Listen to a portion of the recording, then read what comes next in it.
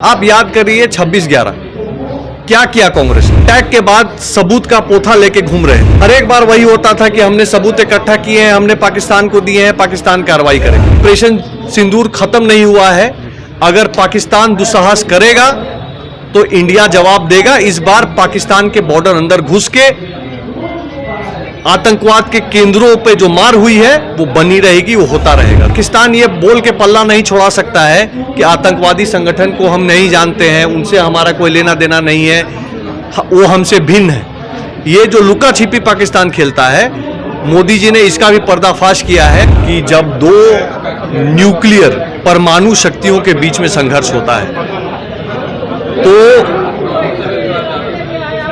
जो भी कार्रवाई आप करते हैं उसमें कई सारे फैक्टर्स होते हैं जिनकी ना समझ कांग्रेस को कभी रही है, ना उसको टैकल करने का हिम्मत कभी कांग्रेस को रहा है। आतंकवाद रुकेगा नहीं तो उसका भुगतान पाकिस्तान को भरना पड़ेगा।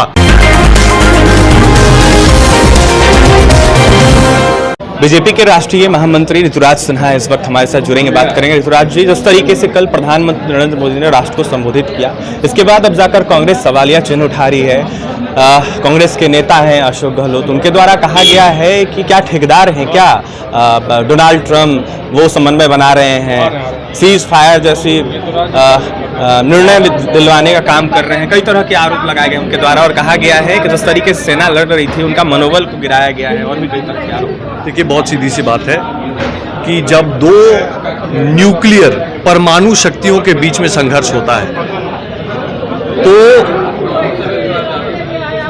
जो भी कार्रवाई आप करते हैं उसमें कई सारे फैक्टर्स होते हैं जिनकी ना समझ कांग्रेस को कभी रही है, ना उसको टैकल करने का हिम्मत कभी कांग्रेस को रहा है। आप याद करिए 26/11 क्या किया कांग्रेस ने। अटैक के बाद सबूत का पोथा लेके घूम रहे थे। आप उसके पहले की घटनाओं को याद करिए। हर एक बार वही होता था कि हमने सबूत इकट्ठा किए हैं, हमने पाकिस्तान को दिए हैं, पाकिस्तान कार्रवाई करे। मोदी जी ने साफ आकर 3 घोषणाएं की हैं। पहली घोषणा कि ऑपरेशन सिंदूर खत्म नहीं हुआ है, अगर पाकिस्तान दुस्साहस करेगा तो इंडिया जवाब देगा। इस बार पाकिस्तान के बॉर्डर अंदर घुस के आतंकवाद के केंद्रों पे जो मार हुई है वो बनी रहेगी, वो होता रहेगा। दूसरी बात कि पाकिस्तान ये बोल के पल्ला नहीं छोड़ा सकता है कि आतंकवादी संगठन को हम नहीं जानते हैं, उनसे हमारा कोई लेना देना नहीं है, वो हमसे भिन्न है।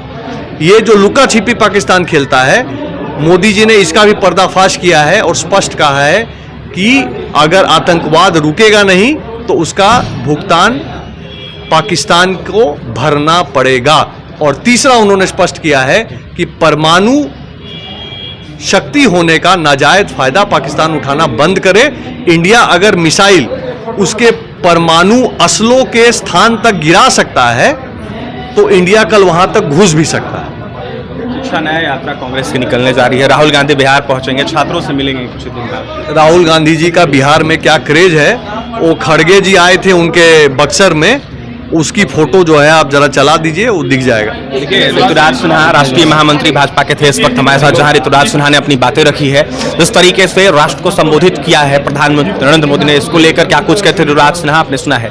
देखिए, लगातार जो है कहीं ना कहीं कांग्रेस पार्टी के नेता सवाल उठा रहे हैं, तो वहीं ठेकेदार तक डोनाल्ड ट्रंप को कहते हुए नजर आ रहे हैं। लगातार कांग्रेस के द्वारा कई तरह की प्रतिक्रियाएं दी जा रही है, तो वहीं सोशल मीडिया पर ट्वीट कर सीधा सीधा एनडीए सरकार को निशाने पर लिया जा रहा है। इसके साथ ही नरेंद्र मोदी पर जमकर निशाना साधा जा रहा है। देखिए, जिस तरीके से 22 मिनट का संबोधन कहीं ना कहीं नरेंद्र मोदी ने कल किया, इसको लेकर कई तरह के सवालिया चिन्ह उठ रहे हैं। तो वहीं राष्ट्रीय महामंत्री जो कि भाजपा के हैं ऋतुराज सिन्हा, उन्होंने साफ तौर पर नरेंद्र मोदी की तीनों बातें कही और यह साफ तौर पर कहा है कि किसी को नहीं बख्शा जाएगा। आतंकवाद के खिलाफ जो है वो कहीं ना कहीं केंद्र की सरकार खड़ी है और आतंकवाद को खत्म कर नरेंद्र मोदी रहेंगे। क्या कुछ कहते हैं अशोक गहलोत के बयान पर, कांग्रेस पार्टी के बयान पर, साथ ही शिक्षा न्याय यात्रा के सवाल पर ऋतुराज सिन्हा आपने सुना है।